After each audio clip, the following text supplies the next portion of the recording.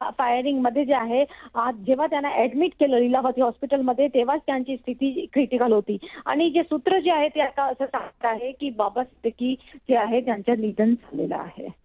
पण प्रीती, या सगळ्याच्या मध्ये अनेक अटकळी खरं तर बांधता येऊ शकतात. आपण जर पाहिलं तर ऐन निवडणुकीच्या तोंडावरती झालेला हा हल्ला, शिवाय तसं बघायला गेलं तर काही पूर्ववैमनस्य होतं का, अशा अनेक तर्कवितर्क किंवा अटकळी आता या ठिकाणी मानल्या जात असतील. अर्थात तो पोलीस तपासाचा भाग आहे. जाऊयात प्रीती, मी जरा आपल्याला थांबवतोय, माफ करा. आपल्याबरोबर आपल्या प्रतिनिधी सुष्मिता पदाने देखील थेट हॉस्पिटल बाहेरून आपल्यासोबत आहेत. सुष्मिता, काय माहिती? खरं तर त्यांची प्रकृती गंभीर असल्याचं समजते आहे. निर्मल नगर या परिसरात हा संपूर्ण फायरिंग झाल्याचं पाहिलं. सध्या आपण लीलावतीच्या बाहेर आहोत. लीलावतीच्या बाहेर कार्यकर्त्यांचा जमाव आपल्याला पाहायला मिळतो आहे.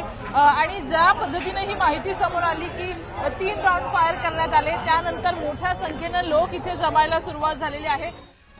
सुष्मिता, मी पुन्हा एकदा तुझ्याकडे येतो, पण आपण या क्षणाची मोठी बातमी बघतोय, राज्याला हादरून टाकणारी बातमी. एनसीपीचे बडे नेते म्हणजे राष्ट्रवादी काँग्रेस अजित पवार गटाचे बडे नेते बाबा सिद्दीकी, एनसीपीतला एक मोठा अल्पसंख्याक चेहरा, यांचा मृत्यू झालेला आहे. त्यांच्यावरती त्यांच्या कार्यालयाच्या बाहेर अज्ञातांनी हल्ला केला. 3 ते 4 राऊंड फायर केलेले होते, ज्यात एक गोळी त्यांच्या छातीत लागली होती आणि उपचारासाठी म्हणून त्यांना लीलावती रुग्णालयात दाखल करण्यात आलं आणि त्यात त्यांचा मृत्यू झालेला आहे. या क्षणाला लीलावती रुग्णालयाबाहेरून आमच्या प्रतिनिधी सुष्मिता भदाणे पाटील आपल्याबरोबर आहे. सुष्मिता, खरं तर अतिशय महत्वाची बातमी समोर येते आहे आणि त्यांच्या चाहत्यांसाठी दुःखाची बातमी आहे की झिशान सिद्दीकी यांची मृत्यू झाल्याची माहिती समोर येते. 3 राऊंड फायर करण्यात आलेले होते आणि त्यातली एक मी याबद्दलचा अपडेट आपण आता क्षणाला जाणून घेतो. एनसीपीचे बडे नेते बाबा सिद्दीकी यांची हत्या झालेली आहे. खैरवाडी इथल्या त्यांच्या कार्यालयात त्यांनी एक मीटिंग बोलावली होती. ती मीटिंग संपवून ते कार्यालयाच्या बाहेर पडले आणि त्याच दरम्यान, म्हणजे साधारण आपण जर लक्षात घेतलं तर तासाभरापूर्वी हा हल्ला जो आहे तो त्यांच्यावरती झाल्याचं कळतंय. आणि या 3 राऊंड फायर झाले, यातली एक गोळी त्यांच्या छातीमध्ये लागली आणि त्यामध्ये लगेच त्यांना त्वरित रुग्णालयामध्ये, लीलावती रुग्णालयात उपचाराकरता दाखल करण्यात आलं आणि उपचारादरम्यान दुर्दैवाने त्यांचा मृत्यू झालेला आहे. एक मोठे नेते, यापूर्वी काँग्रेसमध्ये ते होते, राज्याचं मंत्रिपदावर देखील त्यांनी काम केलेलं आहे.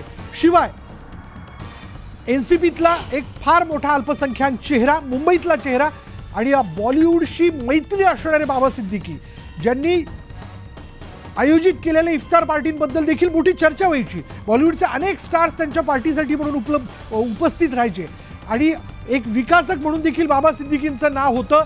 ज्या बाबा सिद्दीकींवरती ऐन निवडणुकीच्या तोंडावरती हा हल्ला झाला, ज्यातनं अनेक अंदाज जे ते समोर येताना दिसत आहेत किंवा अटकळी बांधल्या जात आहेत. नंबर 1, निवडणुकीच्या सगळ्या तोंडावरती होणारा हल्ला राजकीय वैमनस्यातनं झालाय का, किंवा इतरही काही कारण यामध्ये असू शकतं का?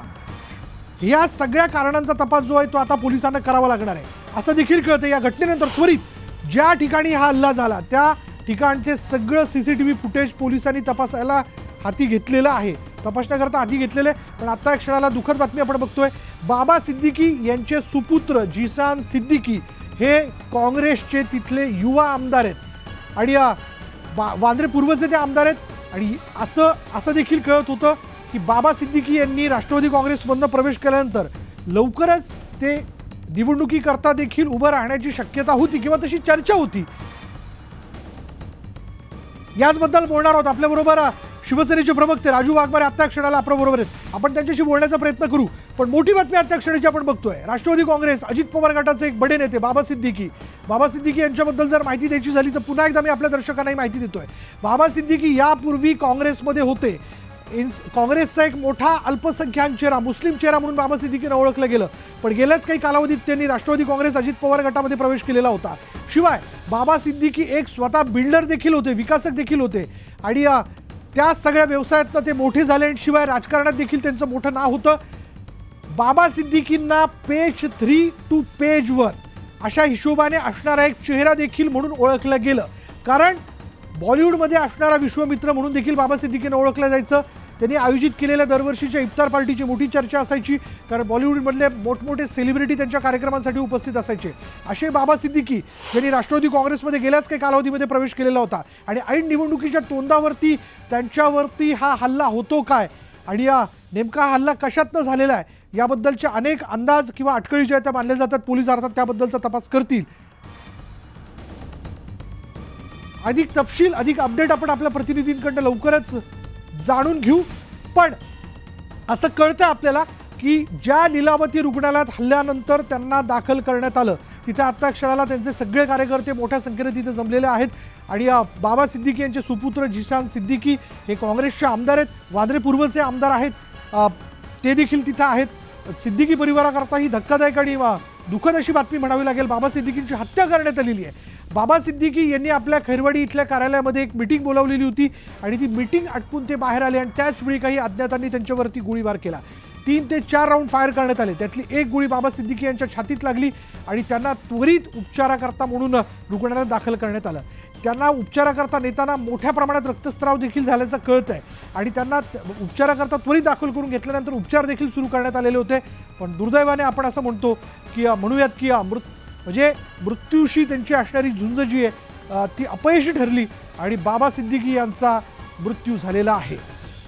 बाबा सिद्दीकी यांची हत्या करण्यात आलेली आहे. 1992 ते 1997 या काळात ते मुंबई महानगरपालिकेमध्ये नगरसेवक म्हणून देखील त्यांनी काम केलेलं आहे. 1999 ते 1999, 2004 आणि 2005 आणि 2004 मध्ये ते काँग्रेस राष्ट्रवादी काँग्रेसचं राज्य असताना त्यावेळी ते राज्याचे मंत्री देखील राहिलेले आहेत. वांद्रे पूर्व परिसरात खैरवाडीमध्ये त्यांचं कार्यालय, जिथं एक मीटिंग आटपून ते कार्यालयाच्या बाहेर पडले आणि तेव्हाच काही अज्ञात जे होते दबा धरून बाहेर बसले असावे असा एक अंदाज आहे. आणि त्यावेळी त्यांनी त्यांच्यावरती गोळीबार केला. 3 ते 4 राऊंड फायर करण्यात आले, ज्यातली एक गोळी त्यांच्या छातीमध्ये लागली. आणि आता नेमकी ती कोणत्या भागात लागली असावी, छातीच्या कुठल्या पॉईंटला लागली असावी याबद्दल तर आपल्याला माहिती नाही. पण दुर्दैवाने उपचाराकरता त्यांना लीलावती रुग्णालयात दाखल करण्यात आलं आणि दुर्दैवाने त्यांचा मृत्यू झालेला आहे. मृत्यूशी असणारी त्यांची झुंज त्या ठिकाणी अपयशी ठरली. मोठ्या प्रमाणात रक्तस्राव झालेला होता. ज्यावेळी त्यांच्यावरती गोळीबार झाला, त्वरित कार्यकर्त्यांनी त्यांना उपचाराकरता लीलावती रुग्णालयात दाखल केलं होतं. पुन्हा एकदा सांगतो, बाबा सिद्दीकी यांचे सुपुत्र जिशान सिद्दीकी हे काँग्रेसचे वांद्रे पूर्वचे आमदार आहेत. असं देखील कळतंय की बाबा सिद्दीकी येणाऱ्या निवडणुकीकरता उभे देखील राहणार होते किंवा तसं एक एकूण अंदाज मानले जात होते, तशी चर्चा होती. निश्चित माहीत नाही, पण अर्थात त्याबद्दलचे अपडेट आपण घेऊच. पण बाबा सिद्दीकींवरती झालेल्या हल्ल्यानंतर आता पोलिसांनी त्वरित तिथे ज्या ठिकाणी त्यांच्यावरती हल्ला करण्यात आला, मग त्यांच्या ऑफिसच्या तिथे लावण्यात असणारे CCTV असतील, ते आजूबाजूच्या परिसरातले CCTV त्याचं सगळं फुटेज तपासण्यासाठी त्यांनी घेतलेलं आहे. आणि अर्थात मुंबई पोलिसांसाठी हे फार मोठं आव्हान असणार आहे, कारण बाबा सिद्दीकींवरती संध्याकाळी हा सगळा हल्ला करण्यात आला, जेव्हा मोठ्या संख्येने म्हणजे त्यांच्याबरोबर कार्यकर्ते असणार आहेत, कोणत्याही प्रकारची शंका नाही. आणि ज्या प्रकारे हा हल्ला त्यांच्यावरती झाला याचाच अर्थ जे अज्ञात दबा धरून बाहेर बसलेले होते हल्ले करणारे, त्यांना काही प्रमाणात का होईना बाबा सिद्दीकी यांच्या येण्या जाण्याबद्दलची किंवा त्यांच्या कार्यालयात असण्याची माहिती असावी म्हणून तिथं ते थांबलेले होते. आणि ज्यावेळी ते बाहेर पडले त्यावेळी त्यांच्यावरती हल्ला करण्यात आला, ज्यामध्ये 3 ते 4 राऊंड पिस्तुलीतनं फायर झाले, ज्यातनं एक गोळी बाबा सिद्दीकींच्या छातीत लागली आणि त्यांना त्वरित लीलावती रुग्णालयात उपचाराकरता दाखल करण्यात आलं. असं कळतंय की रुग्णालयात नेत असताना मोठ्या प्रमाणात रक्तस्राव झालेला होता आणि रुग्णालयात नेल्यानंतर त्वरित त्यांच्यावरती उपचार देखील सुरू करण्यात आले.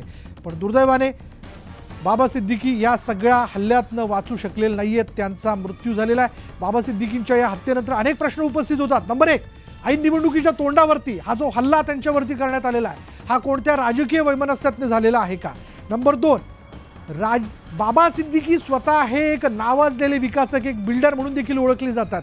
त्या सगळ्या व्यावसायिक वैमनस्यातनं त्यांच्यावरती हल्ला झालाय का? असे अनेक अटकळी या ठिकाणी बांधल्या जात आहेत किंवा त्याबद्दलची चर्चा होते.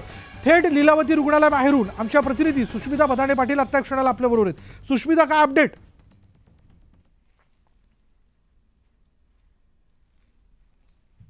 सुष्मिताजी, आपण संपर्क करण्याचा प्रयत्न करू, पण थोड्यापूर्वी सुष्मिताशी बोलण्याचा आपण प्रयत्न केला होता, ज्यात आपल्याला एक लक्षात आलं, जी दृश्य आपल्यापर्यंत पोहोचली होती. बाबा सिद्दीकी यांच्यावरती हल्ला झाल्यानंतर मोठ्या संख्येने कार्यकर्ते आता लीलावती रुग्णालयाच्या बाहेर जमलेले आहेत आणि अर्थातच प्रत्येकाच्या मनात एक फार मोठी धाकधूक होती, ती अर्थातच बाबा सिद्दीकी यांच्या प्रकृतीबद्दलची. पण दुर्दैवाने आपण बघतोय आता क्षणाची मोठी बातमी आपण बघतोय, राष्ट्रवादी काँग्रेसचा एक मोठा चेहरा, अल्पसंख्याक चेहरा, मुस्लिम चेहरा बाबा सिद्दीकी यांची हत्या करण्यात आलेली आहे. या घटनेची क्रोनॉलॉजी अर्थात त्यातला क्रम जर आपण जाणून घ्यायचा झाला, लक्षात घ्या साधारण पाऊण तासापूर्वी ही सगळी घटना घडलेली आहे. जर पाऊण तास आपण असं म्हटलं तर 9:15च्या दरम्यान 9:30 ते 9:15 दरम्यान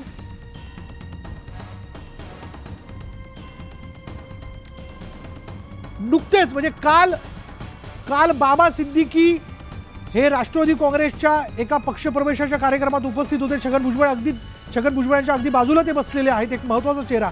आणि काल अभिनेता